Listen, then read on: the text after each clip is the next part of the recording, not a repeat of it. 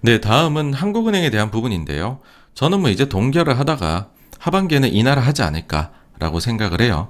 일단은 우리하고 같이 동결을 결정한 친구들이 많이 늘어났습니다. 뭐 이제 그 우리나라 말고 그 뭐 캐나다도 있고요. 그 다음에 호주도 있고요. 그 다음에 인도도 이번 주에는 동결을 결정을 했죠. 그리고 뭐 요대로 이제 만약에 미국의 대출이 못 늘고 지지부진하게 가버리면은 제가 볼 때는 연준도 5월에 동결할 수 있지 않을까라는 생각을 하는데, 뭐 그렇게 돼버린 다음에 한국은행으로서는 움직일 수 있는 정책을 결정할 수 있는 폭이 굉장히 넓어지게 될 겁니다. 근데 그러면 이제 걱정이, 야, 그 인플레가 높은데 그거는 어떡할 거냐, 그런 생각이 이제 저희가 들 수가 있죠. 근데 사실 우리는 좀 그게 있어요. 그 뭐냐 하면은 이게 미국 같은 경우는 소비가 차점이 되게 커요. 그러다 보니까는 이 소비가 인플레를 이끄는 구조다라고 볼 수가 있는데, 한국은 사실은 에너지를 수입해가지고 쓰는 거에 따른 영향이 훨씬 더 크다. 그래서 우리는 에너지 수입, 그러니까 에너지 가격, 그 다음에 환율, 요 두 가지, 요거를 종합해 보면 수입 가격이겠죠. 이게 미치는 영향이 큰데, 수입 가격 전년 대비 숫자를 보시면 30% 중반까지도 막 올라갔었다가 이제는 마이너스로 돌아섰거든요. 그러니까 한국은행으로서는 충분히 좀 자신감을 가질 만한 거죠. 이게 마이너스로 돌아섰으니 우리도 높았던 이게 좀 떨어지니까는 물가에 좀 자신감을 가져도 되지 않겠느냐. 거기다 실제로도 소비자 물가 같은 경우에 지금 2개월 연속으로 예상보다 낮게 나왔다 보니까는 뭐 좀 더더욱이나 자신감에 좀 힘을 실어주는 거고, 당초 이제 한국은행장 코멘트에서도 유가에 대해서 얘기를 예상을 했었잖아요. 아, 유가가 아니라 저기 에너지 가격이나 이런 거 내려오는 거 덕분에 소비자 물가가 좀 어떻게 될 거다. 뭐 1, 2월에는 5% 초반, 그 다음엔 4%뭐 이렇게 해가지고 얘기를 했었는데, 일단은 거기에 부합하게 숫자들이 나오고 있다라는 거죠. 그러면은 괜찮지 않느냐. 거기다가 요거는 조금 이제 이 요소들을 여러분들이 비판적으로 보실 수도 있다고 생각해요. 충분히 이거는 매우 비판적으로 봐야 될 요소인데, 우리나라 물가는 사실 정부의 소나기에 놀아나는 경향이 굉장히 강합니다. 그러니까 우리가 그렇잖아요. 뭐, 야, 우리 장바구니 물가 가서 해보면은 물가 엄청 오른 것 같은데 우리 물가 상승률은 왜 이렇게 낮아? 그게 이제 정부에서 좀 이거를 소위 말해서 조절할 수 있는 게 많거든요. 가령 예를 들어서 공공요금을 동결을 해버린다. 이번에도 지금 동결한다고 얘기가 나왔잖아요.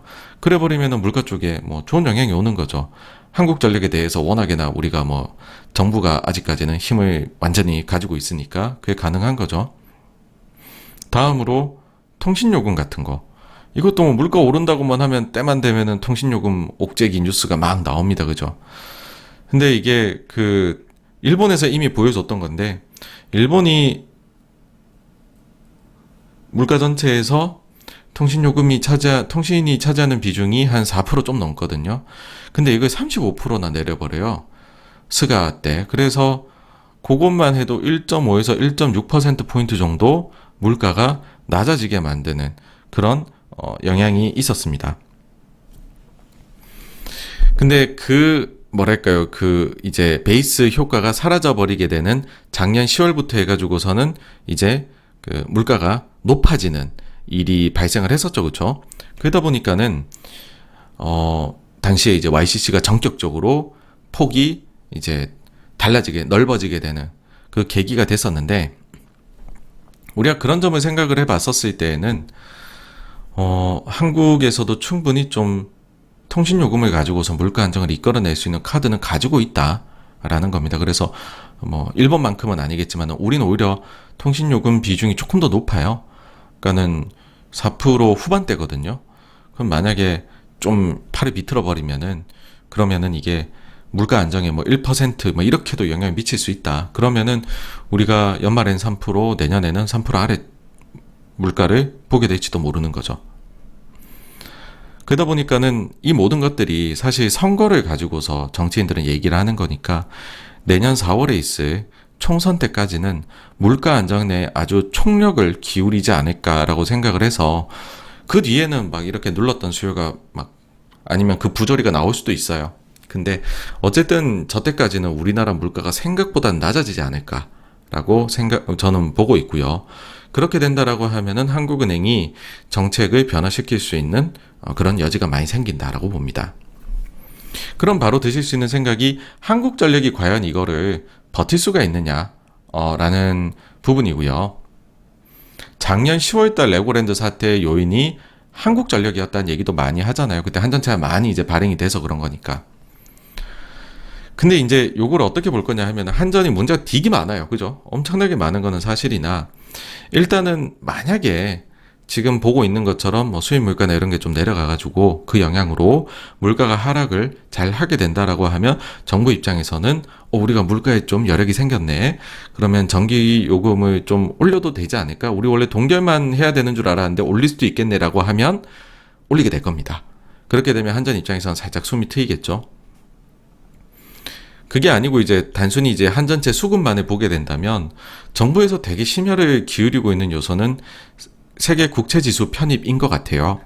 그러니까 9월 달에 만약에 이게 편입이 되게 되면 그러면은 우리나라로 뭐 월간 기준으로 뭐 4조, 5조 정도 되는 그런 순유입이 들어올 수가 있는 거잖아요.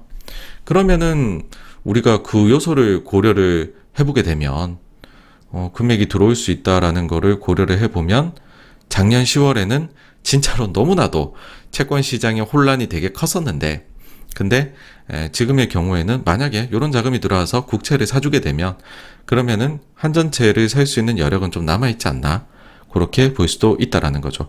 그러면은 한전 관련한 문제를 우리가 조금은 좀 괜찮아지게 볼 수 있는 거죠.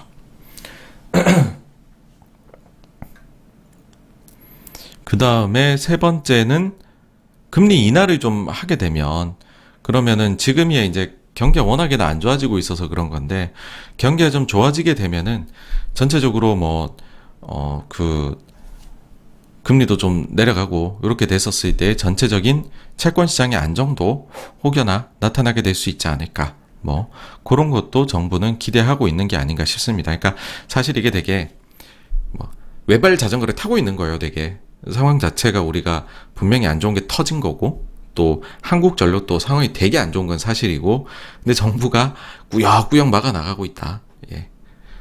그렇게 보시면 될 것 같습니다. 그래서 여기까지가요 한국은행에 대한 얘기였고요. 다음으로 넘어가도록 하겠습니다.